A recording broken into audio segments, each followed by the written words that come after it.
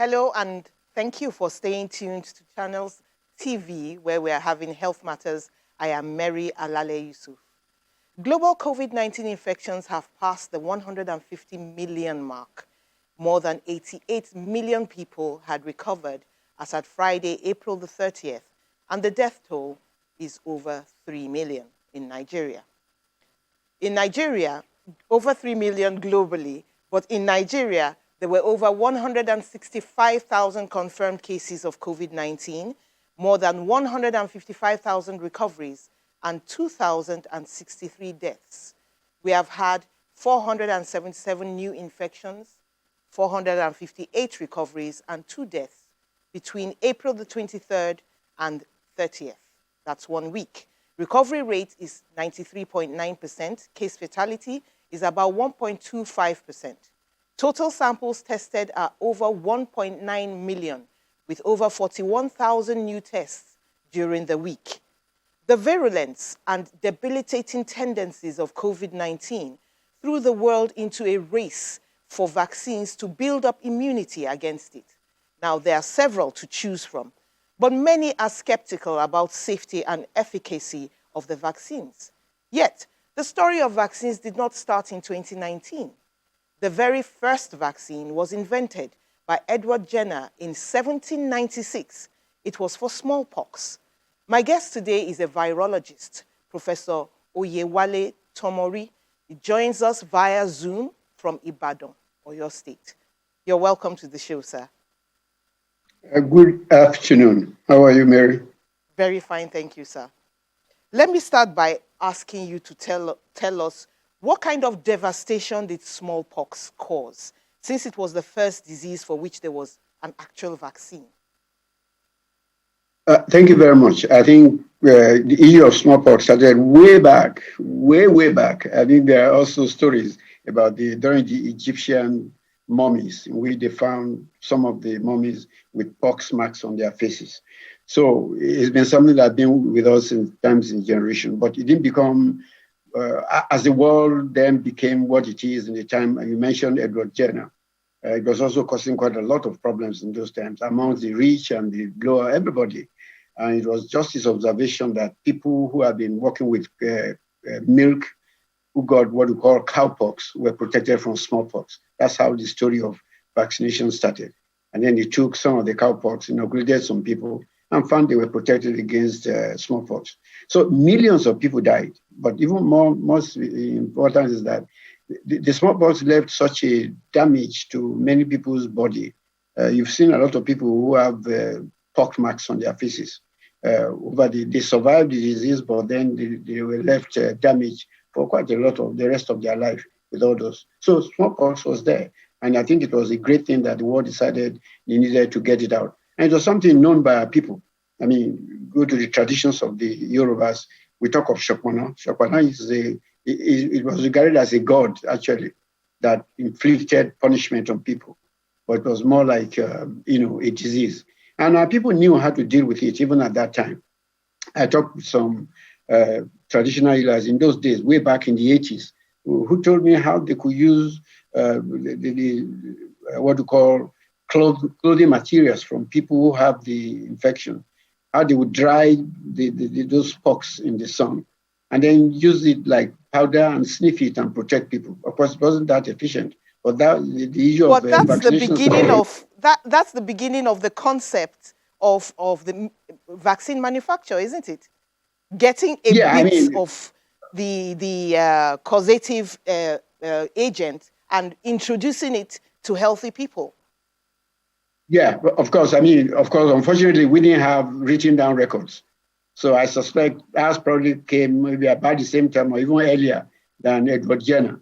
But because we only talk and pass message around, we didn't have dates. I believe that our people were dealing with smallpox even long before Edward Jenner came in. So is it not true that now with a vaccine, smallpox has virtually been eradicated? I mean, it's totally eradicated. Nobody has heard about smallpox since the WHO declared it in 1980. We do have some other pox-like diseases, like monkeypox, for example, which do affect people. They're all in the same family, but it's not the same virus that causes smallpox. But people can also be infected with the monkeypox virus. Okay, so there's so much argument over the COVID-19 vaccine. So what I want to ask is, with all the vaccines we've been having over the years, over the decades, have we had conspiracy theories surrounding those ones too? For example, Oh, DPT vaccine. oh yes, from day one, everybody has had something against vaccines. So it's not just something new. Against yellow fever, against everyone you can imagine, even the ones we give to our children, measles and all that. There was a very big, terrible one against measles, which was said to cause autism in children. So from day one, vaccines have had antagonists, anti-vaxxers. So it's nothing new. I mean, we're not seeing anything new. With COVID, I mean, we've had the story before. So this is just, I think it's all in a day's work to get this kind of thing. Mm-hmm. All right. So I wanted to say that. Yeah, go ahead. Go on. Go ahead, sir. Go ahead. No, I wanted to say that, right now, take all the vaccines. They've taken years to make. Take the smallpox vaccines. We're talking of the world of Edward Jenner, and the real vaccine didn't come to the 1990s, almost 200 years later. Wow. Similarly with polio. Polio was known in the times of the Egyptian also, but then the vaccine didn't come until the 50s. So many others like that. I think it's a matter of development. As science improved, as situations improved, things were done faster. You remember Zeke and Awolowo probably went to Europe in a ship and took them 2 weeks. But Buhari will go to London now in 6 hours. It's development, and the development that's taking place in every aspect also took place in terms of vaccine. So instead of developing vaccines over 200 years, they're now doing it in less than a year.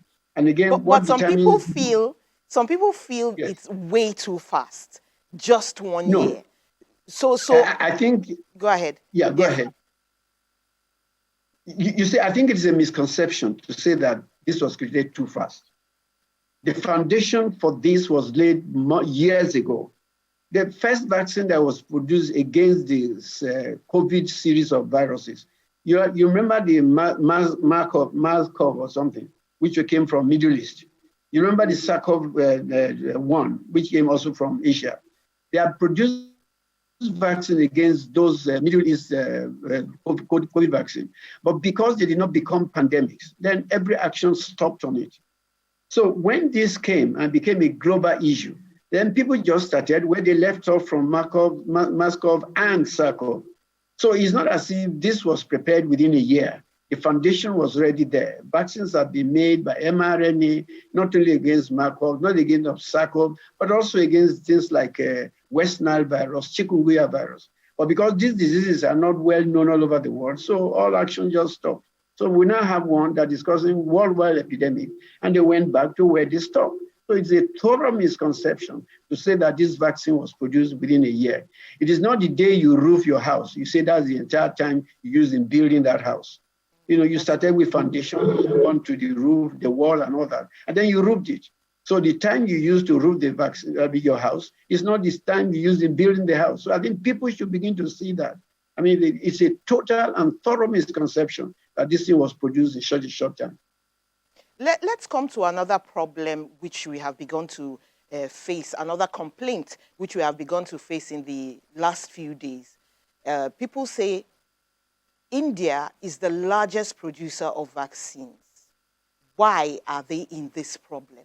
I mean, the latest count is like 400,000 new infections. Aren't their vaccines working for them? Let me start by one thing. Vaccine is not the total solution for epidemics. It is only an addition. The most important thing about epidemics is to prevent it from spreading. That's what they call prevention is better than cure. The vaccine comes in to add on with all the other things you are putting in to stop it. The first point of this is to prevent the transmission. And that's by wearing your mask and all those other things. So if you don't get the virus transmission, you don't get disease. And the more of the people that break the law, not wearing, and then get the thing transmitted, the more of the virus you have. How many people are we vaccinating? What was the population of India? 1.3 billion. How many are they vaccinated?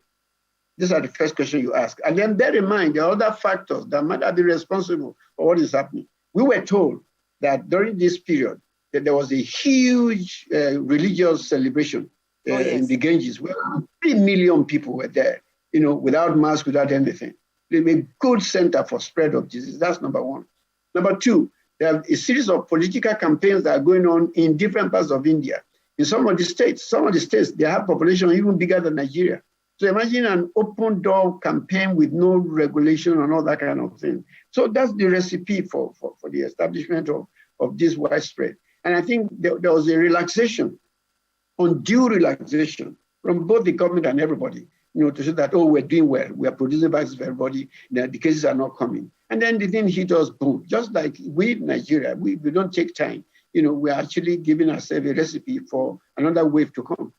So the India situation is when you relax on all of the four angles. I mean, the other steps that will lead to prevention. If you stop on those ones, vaccines alone cannot solve your problem. Okay, so let's go to another thing which people find puzzling. They say, okay, I had a vaccine for a pox or one other thing, but I still got the disease. It's fake. Why? Now, okay, let me tell you one thing. When you get the vaccine, that's not the day you develop immunity. It will take some time. So I get the vaccine today. The immunity may not develop until 10 days to 2 weeks. If I get exposed during the first 10 days, I will still get the disease because my body's immunity is not yet ready to propose that thing. And the fact that you and I I always say one important thing. Vaccination does not translate always to immunization or to immunity, because we react differently to different things. You may take a drug now and it will be effective for you, and I will take it. It is not effective for me. That's a personal relationship. So I get the vaccine and you develop strong immunity. I get the idea, then you get it, and it's the other way. Because of my nature, because of my level of immunity, my level of nutrition, all those factors coming. So there's the human angle to it. So the fact that all of us get vaccinated, that's why you never get what they call seroconversion 100%. That is, 100 of us are vaccinated. Not all of us will seroconvert. Some will still not show. So these are examples. So you may get the vaccine, and you get exposed before your body develops immunity. And remember this one, that you need 2 doses. The first dose only ups your immunity level to a point. When you get the second one, it makes it to the maximum. If in the interval, before you get fully immunized and fully vaccinated and immunized, you get exposed to an agent, then you can still get the disease. It's a matter of the balance of strength. If the amount of virus I get is higher than the immunity I have, of course, the virus will overcome the immunity.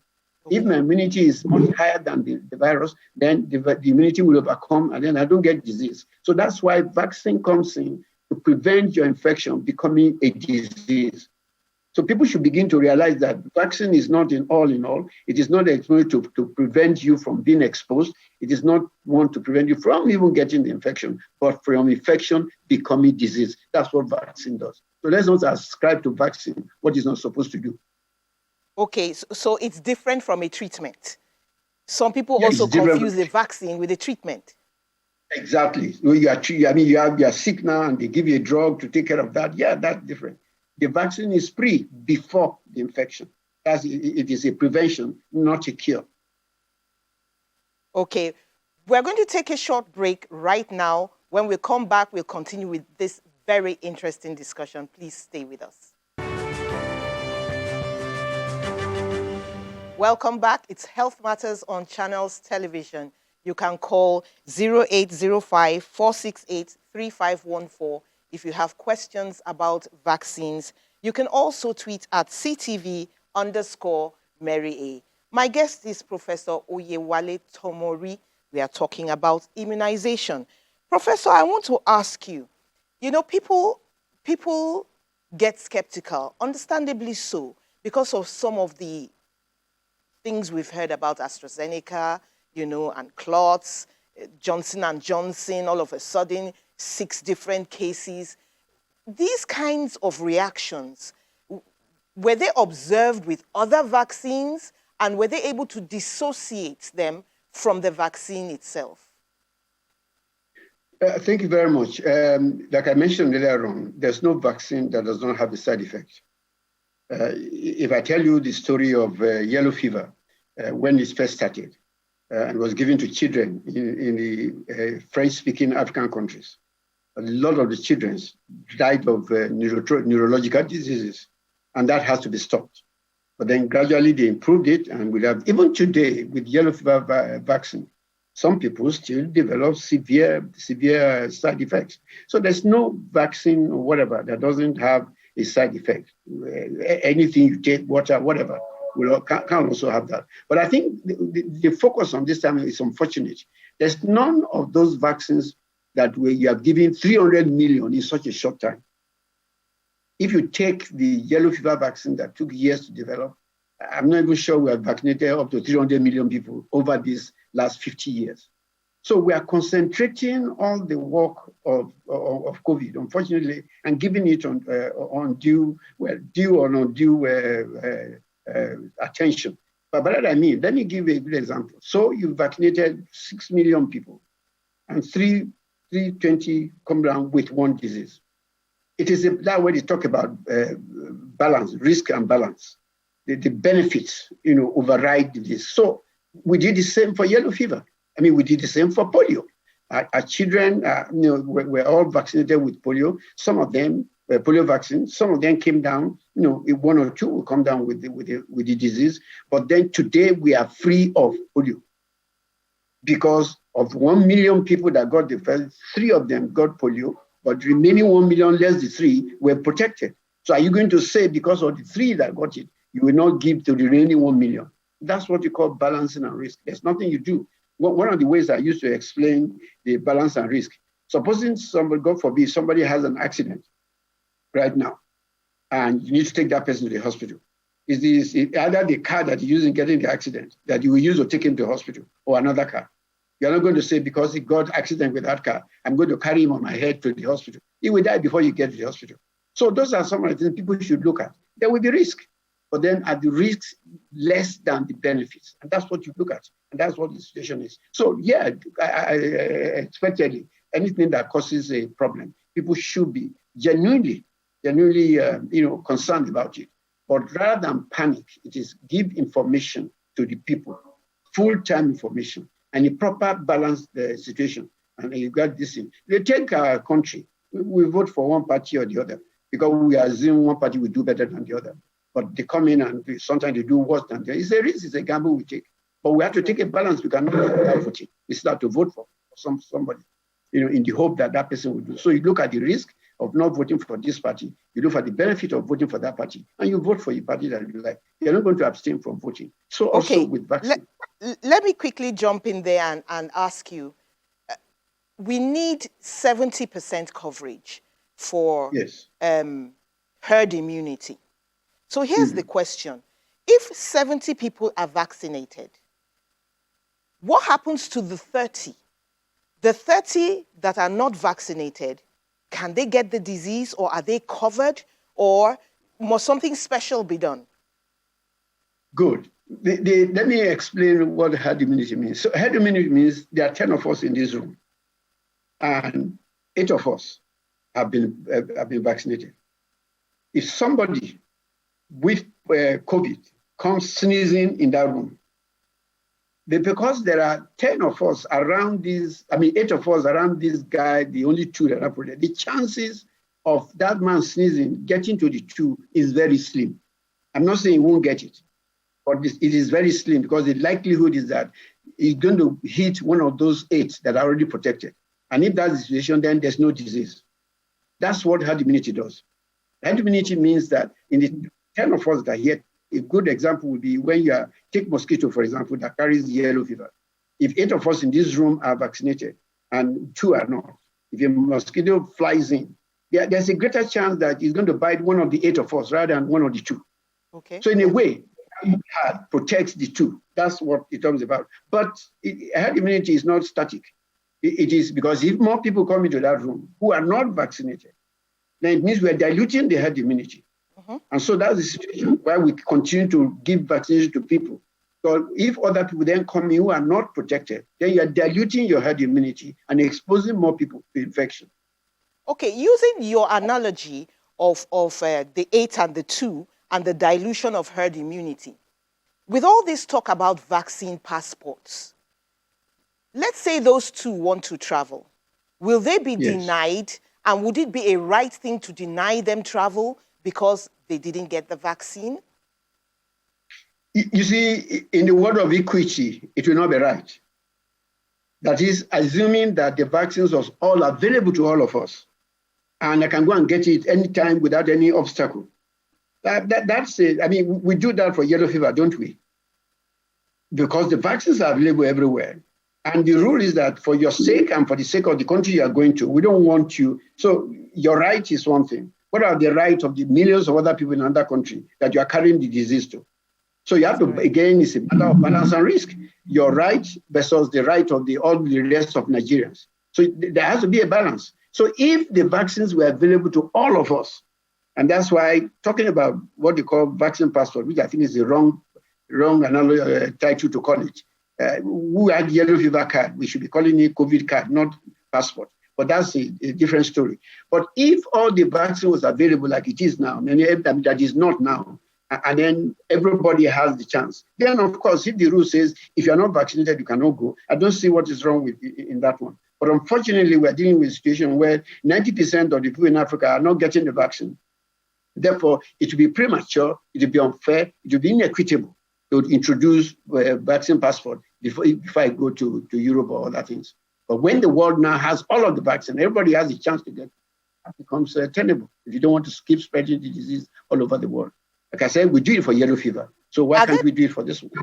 Are there people, though, who cannot, should not get a vaccine? I'm not talking about just COVID now, any vaccine. Because of their health status, are there some people who shouldn't take a vaccine? And how do they find such people? How do they identify them, if they do exist? No, you're right. There are certain people who, it is for them, taking that vaccine will even cause more problem. Again, this is where we're talking about risk and benefit. What's the risk of my dying by taking this vaccine as compared to if I don't take it, I'll still be alive? I mentioned the situation with yellow fever. A lot of the people, travelers coming to Africa, who have never been exposed to yellow fever before, and they are in their 60s and 70s, they now get the vaccine, and the vaccine ends up killing them. So the doctor who is going to give that has to lay all this emphasis down. You have never been to Africa. We don't know how this vaccine will do for you. Must you go to Africa? If you must go to Africa, you must take the vaccine. If you don't have to go to Africa, you don't have to take the vaccine. So you leave the choice for the individual. Unfortunately, sometimes we wouldn't know. There are some diseases where if you have, you have it already. It is not what do you call it? It is not indicated for you to take those viruses. On that basis, you have pre-knowledge about that disease. But many of us don't even know what we have. And unfortunately, it is when we take the vaccine that all these problems start. Take the issue of the clotting they're talking about. It's not everybody that gets clot. Some people will take pills, fertility pills or whatever, and then get clots in their body. So all these are things that people develop, and that's why vaccines, what they call phase 4 pharmacovigilance, is when we do clinical trials, you are excluding some people. You say, no, you are not included if you have this, if you don't have that. But when we make it a mass campaign, there's no more exclusion or inclusion. That's when we get more about the vaccine. So the fact that during the clinical trials, they did not find clots, which Oxford said, that's because the group they did it, they didn't have that one. Now it is open to everybody. There's no restriction. All of us can go and get it. And those who have those problems, we now come up with the side effects, which we don't like. That's where it continuous thing about science and research. You remember what happened with South Africa when they tested the Oxford vaccine against the South African variant? What happened? It didn't work. But what did they do? They didn't just fold their hand and start shouting. They now went back into the lab to see how they can produce another vaccine against the variant from South Africa. That's what science and technology comes about. That's what you look forward to. And that's the problem we have in our region where we're not following research and science. Thank you so much, Professor Tomori. We could go on and on talking about these things, but we've run out of time. Thank you so much for being our guest and coming on Health Matters. It was my pleasure, Mary. And thank you for having me. And thank you, viewers, for being there. Have yourselves a wonderful day. I am Mary Alale Yusuf.